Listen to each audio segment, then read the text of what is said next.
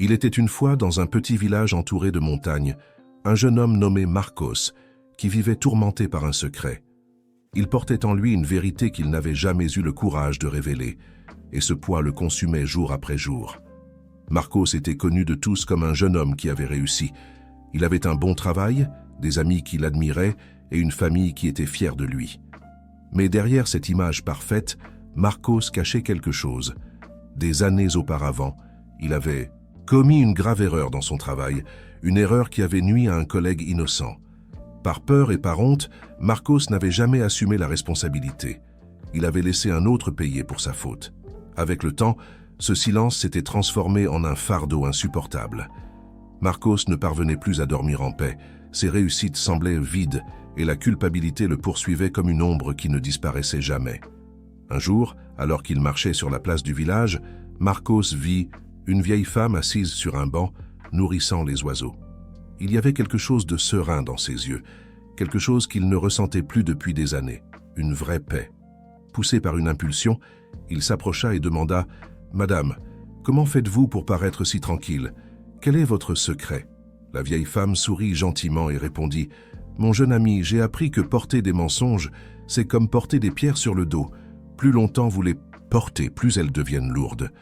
La vraie liberté ne vient que lorsque vous avez le courage de les lâcher. » Marcos sentit une oppression dans sa poitrine.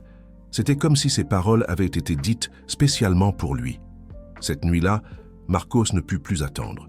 Il chercha le collègue qui avait été injustement blâmé des années auparavant et, les larmes aux yeux, confessa toute la vérité. Il demanda pardon, sachant qu'il pourrait tout perdre. Son emploi, sa réputation, le respect des gens. Le collègue écouta en silence. Quand Marcos eut terminé, il soupira profondément et dit « Je l'ai toujours su, Marcos, je l'ai toujours su, mais j'attendais que tu aies le courage de me le dire. » Et alors quelque chose d'extraordinaire se produisit.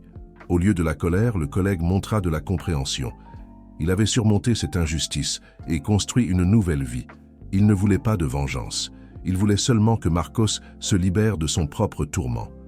À cet instant, Marcos sentit un poids énorme être retiré de ses épaules. Pour la première fois depuis des années, il put respirer vraiment.